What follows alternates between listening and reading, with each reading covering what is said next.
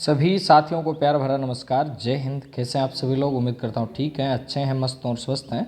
अपने पढ़ाई को निरंतर आप लोग जारी रख पा रहे हैं तो साथियों हो जाइए तैयार। एक बार फिर से अपन लोग चर्चा करने जा रहे हैं आज कि आरबीएससी की जो बुक है सामाजिक विज्ञान क्लास 7, इस 7 के अंदर आज अपन पाठ नंबर लेके आए हैं 10 और 11।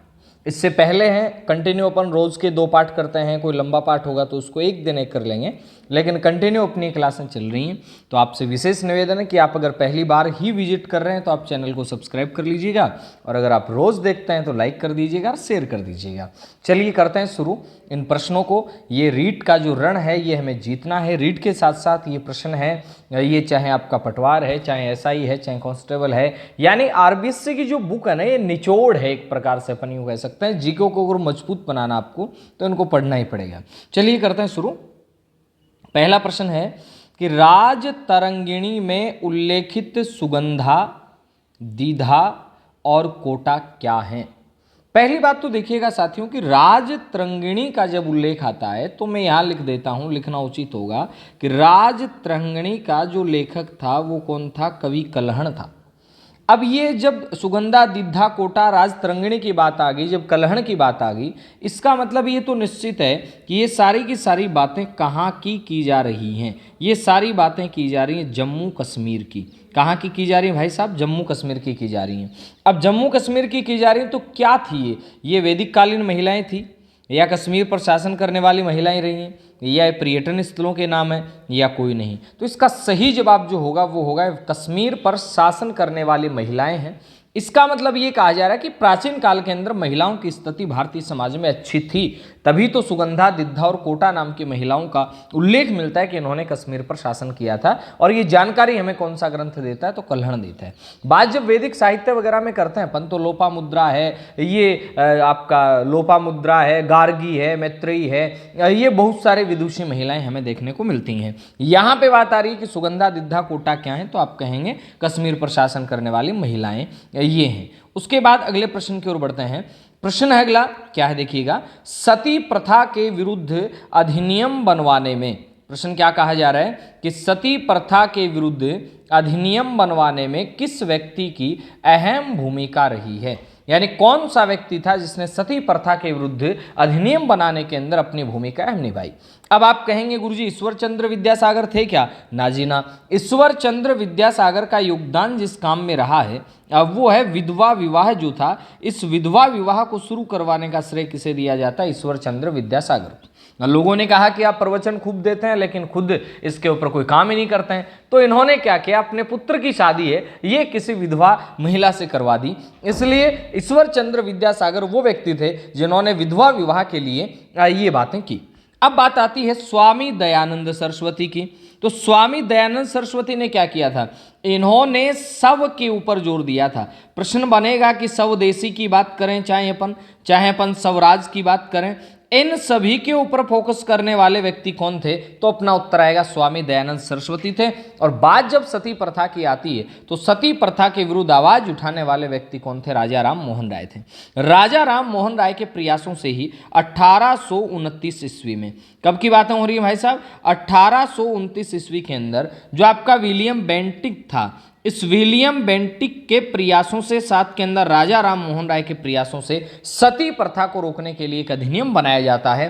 कब? 1829 में। अब आप कहेंगे 1829 में ये बनाया जाता है तो 1929 के अंदर भी एक बात याद आती है, बिल्कुल याद आती है भी सही। वो कौन सा एक्ट बना था? तो अपना उत्तर आएगा शारदा एक्ट बना था। 1929 में कौन सा एक्ट बना था? तो अपना उत्तर आएगा शारदा एक्ट बना था। जबकि बात आती है 1829 में कौन सा बना था? तो अपन कहेंगे 1829 के अंदर सती प्रथा निवारक अधिनियम बना था। तो ये इसका सही जवाब हो जाएगा कि सती प्रथा के विरुद्ध ये अधिनियम बनाने में जिस व्यक्ति की महत्वपूर्ण भूमिका रही है अब वो व्यक्ति कौन है? तो उसका उत्तर आएगा अब वो व्यक्ति आपके कौन है? अब वो राजा राम मोहन राय। चलो ठीक है जी। इसके बाद नेक्स्ट प्रश्न आपका कि स्त्रियों और पुरुषों के बीच में, प्रश्न ध्यान देना, अगर आपने अच्छे ढंग से पढ़ा है, मुद्दे को समझा है तो ही कर पाएंगे। स्त्रियों और पुरुषों के बीच में अधिकारों की बात आए, चाहे अवसरों की बात आए, चाहे कर्तव्यों की बात आए, चाहे सुविधाओं के बीच इन सब के बीच जो असमानता की जाती है इसको अपन क्या कहते हैं? पहला विकल्प है, इसे लिंग भेद कहा जाता है क्या? उसके बाद इसे लैंगिक भेद कहा जाता है क्या? इसे लैंगिक असमानता कहा जाता है क्या? इसे बी व सी दोनों हैं क्या? इसका उत्तर जो सही है वो तो बी और सी दोनों हैं। लेकिन अब गौर कीजिएगा, लिंग भेद क्या है? लिंग भेद जैविक अंतर, यानी जो सृष्टि ने हमें अंतर दिया है लड़के और लड़की के बीच में, अब वो क्या है? अब वो लिंग भेद है। भाई बच्चा है, उसको जन्म देने का काम वो महिला ही कर सकती है, बच्चे को दूध पिलाने का काम वो महिला ही कर सकती है, पुरुष नहीं कर सकता। ये हमारी सृष्टि ने हमें क्या दिया है, ये हमें अंतर दिए हैं। तो ये क्या है? ये लिंग भेद है, यानी जन्म से जो अंतर है, लिंग के जो अंतर हैं, वो लिंग भेद है। जबकि लिंग के आधार पर, क्या कह रहा हूं मैं, लिंग के आधार पर जो अंतर किया जा रहा है, जो असमानताएं की जा रही हैं, इनको लैंगिक भेद कहा जाएगा, इनको लैंगिक असमानता कहा जाएगा। कि ये तो लड़की है भाई, अब झाड़ू लगाने का काम, पोछा लगाने का काम, बर्तन मांजने का काम, रोटी बनाने का काम तो लड़कियां ही करती हैं, बाहर का काम, कमाई का काम तो पुरुष ही करते हैं, लड़के ही करते हैं। तो ये जो भेदभाव है इसे लैंगिक भेद कहेंगे। अब जबकि महिला है, वो बच्चे को दूध पिलाने का काम तो महिला ही करेगी, गर्भ धारण करने का काम तो महिला ही करेगी, उसे अपन क्या कहेंगे? उसे जैविक अंतर है। अब वो क्या है? वो लिंग भेद है, ना कि लैंगिक भेद। ठीक है, अब चलते हैं आगे अपन नए प्रश्न की ओर। देखिएगा नया प्रश्न क्या है। स्त्री और पुरुष, ध्यान दीजिएगा, स्त्री और पुरुष दोनों के प्रति समान भाव अनुभव करना क्या कहलाता है? यानी प्रश्न बनेगा कि स्त्री और पुरुष इन दोनों के प्रति समान भाव को अनुभव करना क्या कहलाता है? अब देखिएगा भाई साहब, इन दोनों के बीच समान भाव, यानी दोनों हैं, ये एक दूसरे के समान हैं। कहने का मतलब आप यूं समझिएगा, इसे क्या कहा जाएगा? इसे क्या लैंगिक विभाजन कहा जाता है क्या? उसके बाद प्रश्न बनेगा, क्या इसे लैंगिक विभाजन के साथ साथ अपन लैंगिक संवेदनशीलता कहते हैं क्या? इसे अपन लिंग समानता कहते हैं क्या, या कोई नहीं? इसका जो सही जवाब है वो क्या बनेगा कि दोनों के प्रति समान भाव अनुभव करना क्या कहलाएगा? तो अपना उत्तर आएगा कि ये अनुभव करना कहलाता है लैंगिक संवेदनशीलता। कि दोनों में किसी भी प्रकार का कोई भी भेदभाव नहीं किया जाए, सबको समान समझा जाए। ये जो बात है ये क्या कहलाती है? लैंगिक संवेदनशीलता कहलाएगी। यानी स्त्री पुरुष दोनों के प्रति समान भाव है, लड़के लड़की में कोई भी भेदभाव नहीं किया जा रहा है। भाई साहब, लड़का है उसको भी वही सुविधाएं दी जा रही हैं जो लड़की को है, महिला के साथ भी वही व्यवहार किया जा रहा है जो पुरुष के साथ किया जा रहा है। तो इस बात को क्या कहेंगे? इस बात को कहा जाता है लैंगिक संवेदनशीलता। ठीक है ना, इसे अब लिंग समानता नहीं कह सकते, इसे क्या कहेंगे? लैंगिक संवेदनशीलता कहेंगे। उसके बाद अगला प्रश्न है, अब वो आपके सामने है, यह स्त्री है, ये पुरुष है, ये निरर्थक बातें हैं। वस्तुतः सत्य पुरुषों का चरित्र ही पूजा के योग्य होता है, ये कथन किस महान व्यक्ति का है? क्या ये रामदास का है क्या? ना जी, रामदास का नहीं है। क्या ये नरहरि दास का है क्या? बिल्कुल भी नहीं है। तो क्या ये महात्मा गांधी का है क्या? नहीं, ये कथन है कालिदास का, कि यह स्त्री है, ये पुरुष है, ये निरर्थक बातें हैं सारी की सारी। सत्य पुरुषों का चरित्र ही पूजा के योग्य होता है, ये कथन किसका? तो गौर कीजिएगा, ये कथन कालिदास का है। चलें आगे चलते हैं। जनगणना 2011 के अनुसार राजस्थान का लिंगानुपात कितना है? पहली बात तो समझिएगा कि लिंगानुपात होता क्या है। लिंगानुपात मित्रों गौर करेंगे, ये प्रति हजार पे निकाला जाता है। ये भी एक अच्छा प्रश्न है कि लिंगानुपात निकाला जाता है, तो आपका उत्तर क्या बनेगा? लिंगानुपात प्रति हजार पे निकाला जाता है ना, प्रतिशत पे नहीं निकाला जाता। अब जब प्रति हजार की बात चल गई तो प्रति हजार पे कैसे निकालते हैं समझिएगा। यानी आप यूं मानिएगा कि प्रति हजार का मतलब गुणा में 1000 तो पक्का ही आएगा। अब महिलाओं की संख्या कहाँ आएगी? महिलाओं की संख्या नीचे आएगी। अब कुल जो महिलाओं की संख्या है अब वो नीचे आएगी, पुरुषों की संख्या नीचे आएगी, ये बताइएगा। प्रति हजार पुरुषों पर तो महिला की संख्या कहाँ आएगी? महिला की संख्या आएगी ऊपर, तो नीचे आएगी पुरुषों की संख्या। यानी आप यूं कह सकते हैं कि प्रति हजार पुरुषों पर जो महिलाओं की संख्या है, प्रति हजार पुरुषों पर जो महिलाओं की संख्या है, इस महिलाओं की संख्या को क्या कहा जाएगा? लिंगानुपात कहा जाएगा। चलो अच्छी बात है। अब बात यह आती है कि राजस्थान का लिंगानुपात कितना है, तो साथियों राजस्थान का लिंगानुपात 928 है। चलो अच्छी बात है। राजस्थान में सर्वाधिक लिंगानुपात कहां का है, आपको कुछ ही नहीं याद करना, आपको एक लाइन याद करनी है। क्या आपको इतना ही याद करना है कि डर डर, क्या याद करना है, डर डर पाप से मेरे बाप, डर डर पाप से मेरे बाप। क्या याद करना है, डर डर पाप से मेरे बाप, डर डर पाप से मेरे बाप। एक बालिका कह रही है जिसने जन्म ही नहीं लिया अभी। डै से क्या बन जाएगा भाई साहब, डै से बन जाएगा डूंगरपुर, रै से क्या बन जाएगा, राजसमंद बन जाएगा, रै से राजसमंद बन जाएगा, तो पा से क्या बन जाएगा, पाली बन जाएगा, और पै से क्या बन जाएगा, प्रतापगढ़। अब आप कहेंगे डूंगरपुर का लिंगानुपात कितना है, तो सुन लीजिएगा डूंगरपुर का कितना है। डूंगरपुर का जो लिंगानुपात है वो है 994, यानी सर्वाधिक लिंगानुपात डूंगरपुर का है 994। 990 किसका आएगा, राजसमंद का, उसके बाद 987 किसका है, पाली का, और 983 किसका है, तो अपना उत्तर आएगा प्रतापगढ़ का है। कितना है प्रतापगढ़ का, 983। ठीक है, तो ये आगे लिंगानुपात की बातें आगे भाई साहब। ठीक है, अब चलें आगे, चलते हैं। अब देखिएगा साथियों, इसके बाद आगे चलते हैं नेक्स्ट प्रश्न की ओर। 2011 की जनगणना के अनुसार राजस्थान की महिला साक्षरता दर है ये कितनी है। पहली बात तो ये कि राजस्थान की कुल साक्षरता दर कितनी है, महिला साक्षरता दर की बात तो बाद में करेंगे। 66.11, ये क्या है, ये राजस्थान की कुल साक्षरता दर है। कौन सी जनगणना के अनुसार बात कर रहे हैं भाई साहब, अपन बात कर रहे हैं 2011 के अनुसार। कुल साक्षरता दर कितनी है, 66.11, तो 79 पॉइंट में 20 ये क्या है, ये राजस्थान की पुरुष साक्षरता है।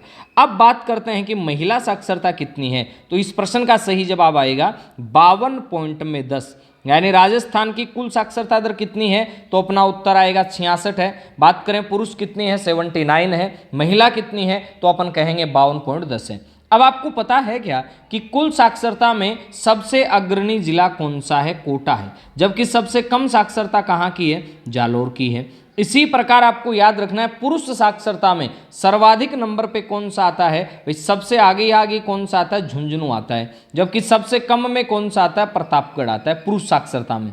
महिला साक्षरता में सर्वाधिक कहाँ की है, तो कोटा की है, और न्यूनतम कहाँ की है, जालोर की। अब आप कहेंगे एक आंकड़ा और आ रहा है, ये भी बता दीजिएगा। ये 2011 के अनुसार क्या है, ये राजस्थान की दशकीय वृद्धि दर है। अब फिर आपका प्रश्न बनेगा कि दशकीय वृद्धि दर 21.31 है, सर्वाधिक दशकीय वृद्धि दर वाला जिला कौन सा है, तो जनसंख्या बढ़ने की बाढ़ आ गई बाड़मेर में, और कम कहाँ हुई, गंगानगर। न्यूनतम वृद्धि दर वाला गंगानगर, सर्वाधिक वृद्धि दर वाला कौन सा है, तो अपना उत्तर आएगा बाड़मेर।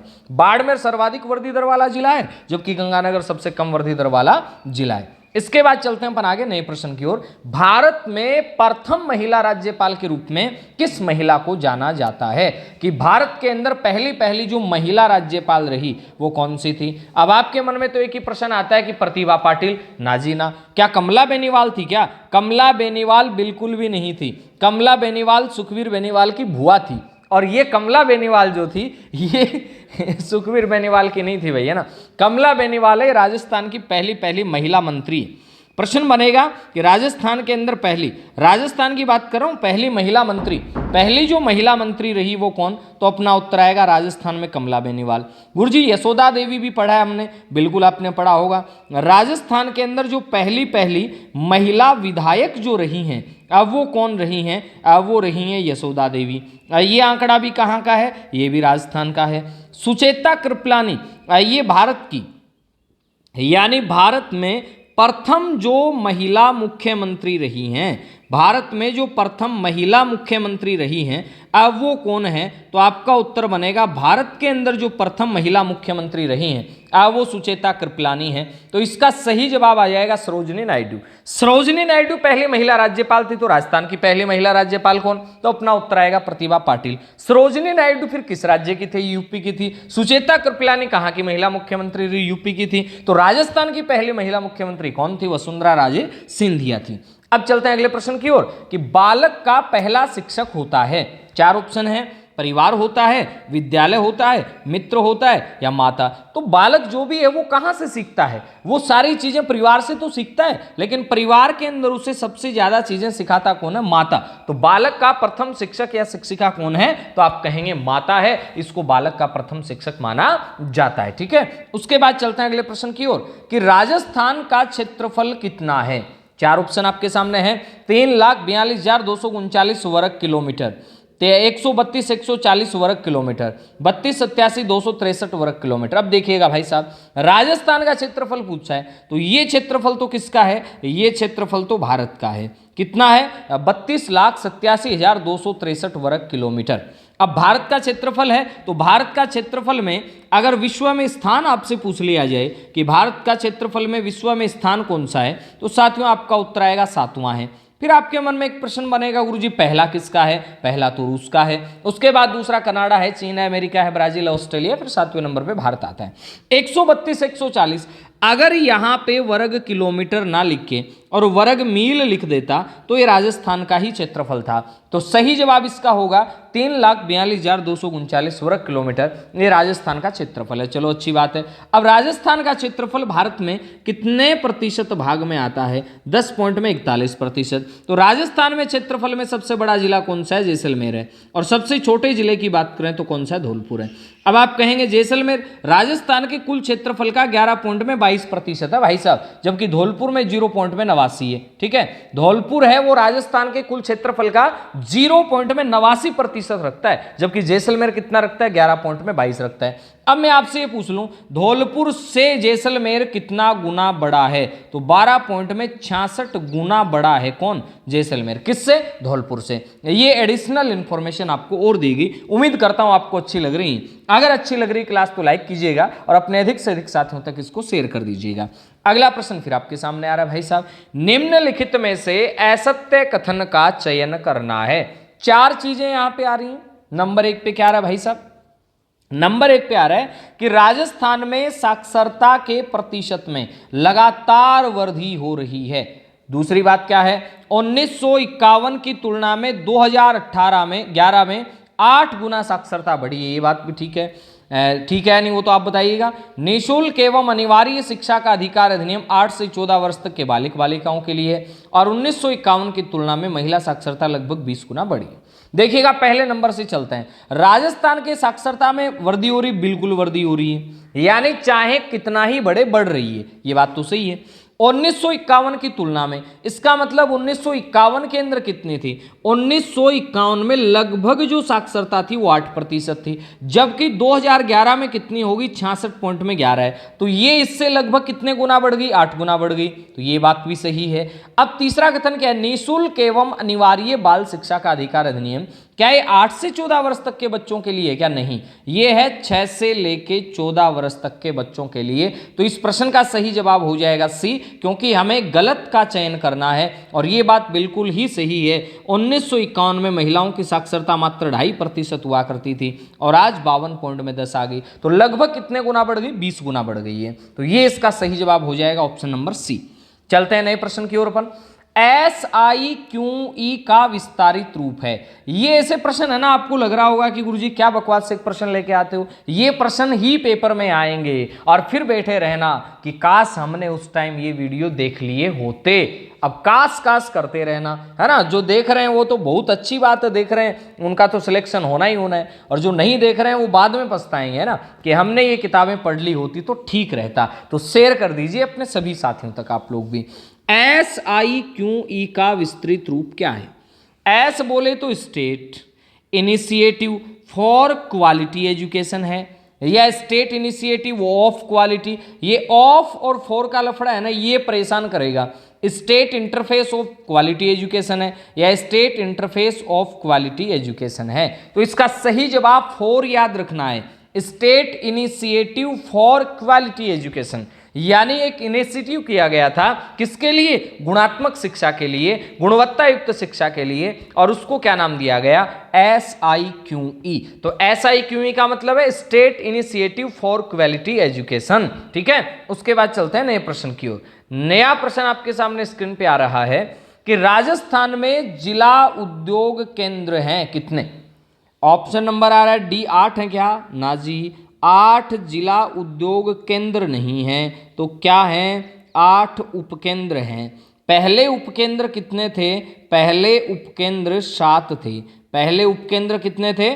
7 थे, लेकिन अब बढ़ के कितने हो गए? अब हो गए 8। गुरुजी 33 क्या हैं? 33 तो राजस्थान में जिले हैं, तो जिला उद्योग केंद्र भी 33 होंगे क्या? नहीं, जिला उद्योग केंद्र 36 हैं। कई जिले ऐसे हैं जिनमें 2-2 जिला उद्योग केंद्र भी स्थापित किए गए हैं। अगले प्रश्न की ओर बढ़ते हैं अपन। दिल्ली मुंबई इंडस्ट्रियल कॉरिडोर के पहले चरण में किसे विकसित किया गया है? आप यूं समझिएगा, ये दिल्ली है और ये मुंबई है, और दिल्ली और मुंबई के बीच में एक औद्योगिक गलियारा बनाया जा रहा है, और ये जो औद्योगिक गलियारा है, इस गलियारे का विकास राजस्थान में भी होगा भाई साहब। तो राजस्थान का ये वाला जो बेल्ट पड़ेगा, इसमें जो पहला चरण है, पहले चरण के अंदर खुसखेड़ा भिवाड़ी निमराना क्षेत्र को शामिल किया गया है। बाद में जयपुर दौसा है, अजमेर किशनगढ़ राजसमंद भीलवाड़ा और मारवाड़ वाला पाली वाला क्षेत्र है। ये 5 चरण में टोटल विकसित किया जाएगा। प्रथम चरण कौन सा है? तो अलवर के अंदर खुसखेड़ा भिवाड़ी और निमराना क्षेत्र है, ये प्रथम चरण के अंदर विकसित किया जा रहा है। कौन से में? दिल्ली मुंबई इंडस्ट्रियल कॉरिडोर के अंदर। अगला प्रश्न फिर है कि राजस्थान में जापानी पार्क कहां विकसित किया गया है? जापानी पार्क और कोरियाई पार्क दोनों ही विकसित किए गए हैं। अब बात आती है गुरुजी बोरानाडा के अंदर क्या है? बोरोनाडा के अंदर है एग्री फूड पार्क, यानी राजस्थान में एग्री फूड पार्क 4 हैं। कौन कौन से कमेंट करके बता दीजिएगा। सीतापुरा के अंदर क्या है? आईटी पार्क है। उसके बाद बात आती है रूपनगढ़ में क्या है? रूपनगढ़ में मेगा फूड पार्क है। अब रूपनगढ़ में जब मेगा फूड पार्क है तो ऑप्शन एक ही बच गया। कौन सा बच गया जी? ऑप्शन निमराना। तो राजस्थान में जापानी पार्क और एक है कोरियाई पार्क, ये दोनों ही कहाँ हैं? दोनों ही निमराना के अंदर विकसित किए गए हैं इन्वेस्टमेंट को बढ़ावा देने के लिए। तो ये थी आज की बातें। मिलते हैं नई क्लास में नए जोश के साथ, नए नॉलेज के साथ। तब तक के लिए लेता हूं अलविदा। Bye bye, take care.